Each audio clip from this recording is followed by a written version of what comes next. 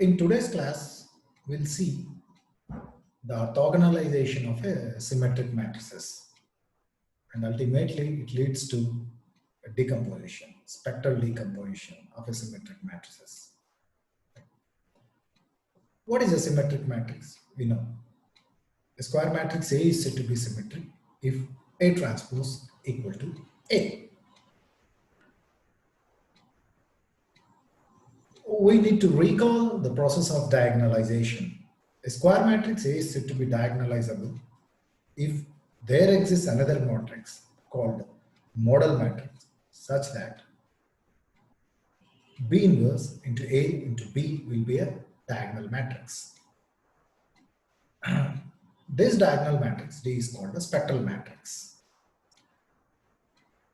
Then we say that this model matrix B is said to be diagonalizing A or transform A to a diagonal form, and we know that this is called a model matrix. So diagonalization process is if A, say a general matrix, need not be a symmetric matrix. We find a model matrix B, then we find B inverse, then B inverse into A into B will be a diagonal matrix. Now, what happens if A is a symmetric matrix? If A is a symmetric matrix, the existence of B inverse is assured. It do exist always. Further, model matrix B can be constructed as an orthogonal model matrix. Right? The process of converting that into an orthogonal model matrix is what we call orthogonalization of a symmetric matrix. Now, what's the beauty of a symmetric matrix? Where is symmetric matrix?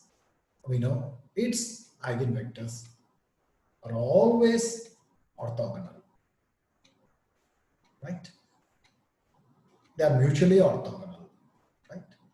We can always find the eigenvectors as an orthogonal eigenvectors.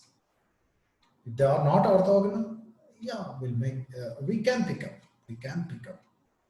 Maybe in a second attempt, we can pick up a bunch of orthogonal vectors. By just dividing with their norm, making it a unit vectors, then these vectors will become orthonormal vectors, right? The process of finding the orthogonal vectors, making them orthonormal is what we call orthogonalization of a symmetric matrix, right? So we start the discussion with if A is a symmetric matrix, its eigenvectors will always be orthogonal. Right? Take an example. There is a matrix given A. Look, it's a symmetric matrix because A transpose equal to A. You interchange the rows and columns, you're going to get back the same matrix. Right? Now, let's find its eigenvalues. Form the characteristic equation. Let A minus lambda equal to 0. Expand the determinant. We are going to get this characteristic polynomial. Equate it to 0. Right? Factorize it. Do all the algebra. Then we can see lambda equal to 8, lambda equal to 6, lambda equal to 3 are the eigenvalues. These three eigenvalues, they are distinct. Right? None of them is repeated.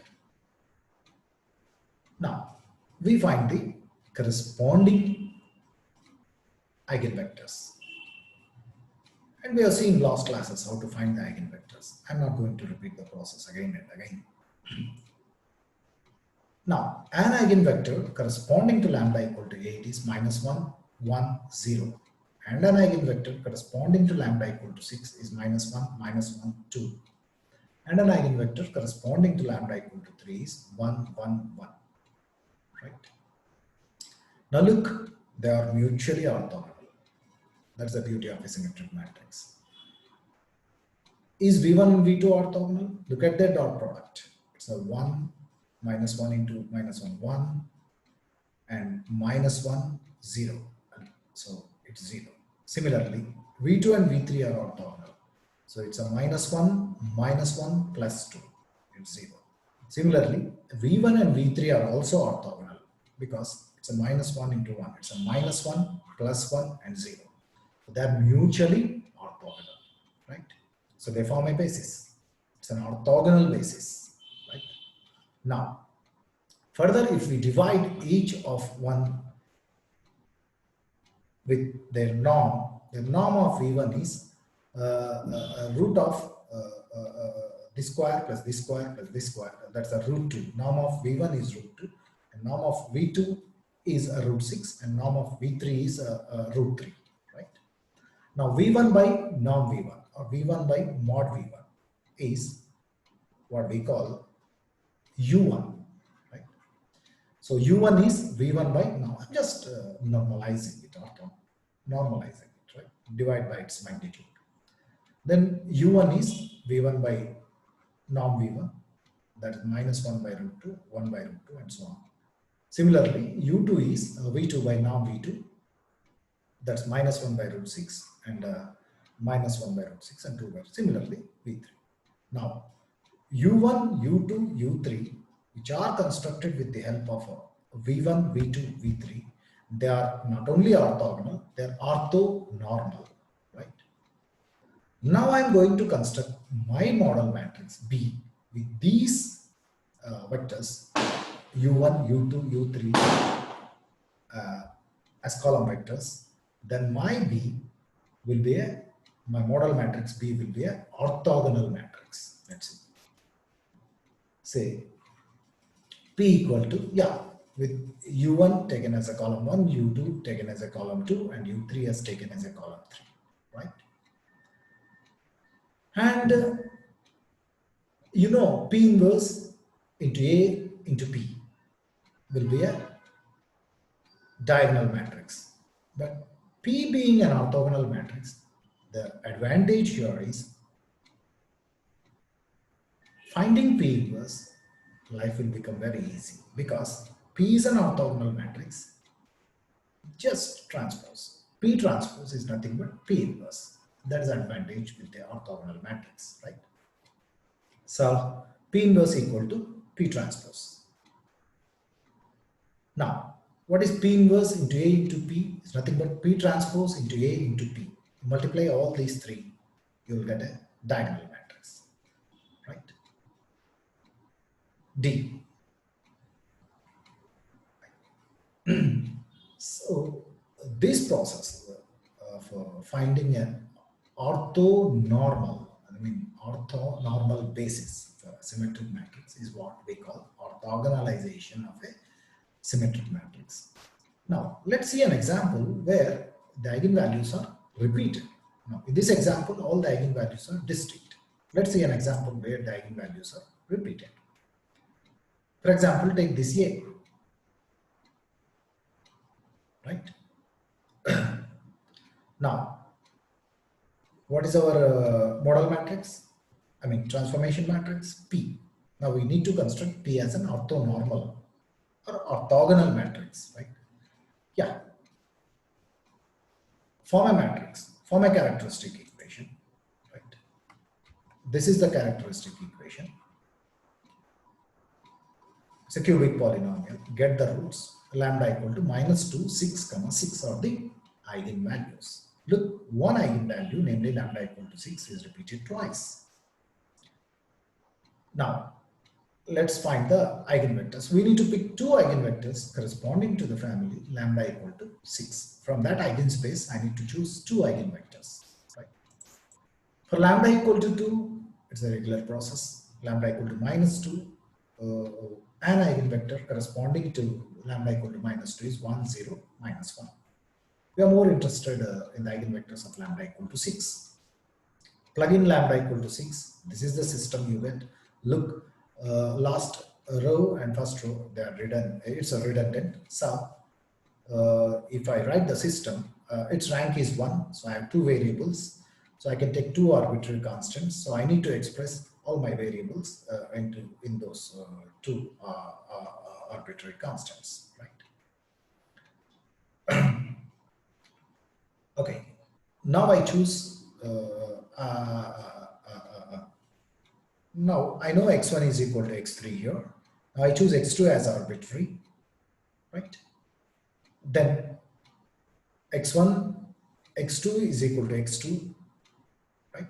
Let's express everything in terms of x1, x3. For example, x1 can be written as x3,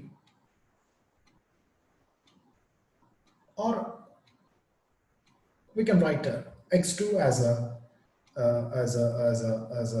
0x3, 0x1 plus 0x3, because I'm choosing x1, x3 as arbitrary, right? So let's express everything in terms of x1, x3. So I'll come back. Rank is 2. I can choose two arbitrary constants. I'm choosing x1 and x3 as arbitrary constants. I need to speak everything in terms of x1, x3. So x1 is x1 plus 0x3, x2 is 0x1 plus 0x3, and x3 is 0x1 plus x3. Now, if I write its solution vector, I can pick what if I take k1 as 1, it leads to x2. If I take k2 as 0 and k3 as 1, that leads to x3. Right? If you choose x2, x3 like that, if I pick up two vectors from this eigenspace, then it will not be orthogonal. Now, what I do is I'll choose x1 by taking k1 as a 1 and k2 as 0, then x2 is 1, 0, 1. Then x3, I need to choose orthogonal to both x1 and x2, right? So I don't know what is that. So I'll take x3 as a alpha, beta, gamma. Now I need to figure out alpha, beta, gamma. My x3 should be orthogonal to x1. Imposing the condition of orthogonality, I get alpha minus gamma equal to 0. Similarly, my x3 need to be orthogonal to x2. Then it leads to alpha plus gamma equal to 0. If I solve these two equations, I get alpha equal to gamma equal to 0. So they are zeros. Beta is arbitrary. I can choose anything what I want. I choose beta as 1. Then my x3 is 0, 1, 0. Now I construct with these three eigenvectors. Look, they are always orthogonal because this is my x1. x1 is orthogonal to x2 because 1 into 1 no, plus 1 minus 1. You can verify. These three vectors are orthogonal. I so chosen that these three vectors are orthogonal. Now what I do is I'll divide by their norm, then they become orthonormal. Then my model matrix M will be orthogonal matrix. Then M transpose equal to M inverse, right? Now what is that I'm doing here? I'm normalizing, dividing by its magnitude, right? Now what I'm finding here, N transpose into AN. Actually N inverse AN, but N inverse is nothing but N transpose. So N is here, transpose it. N is here, transpose it.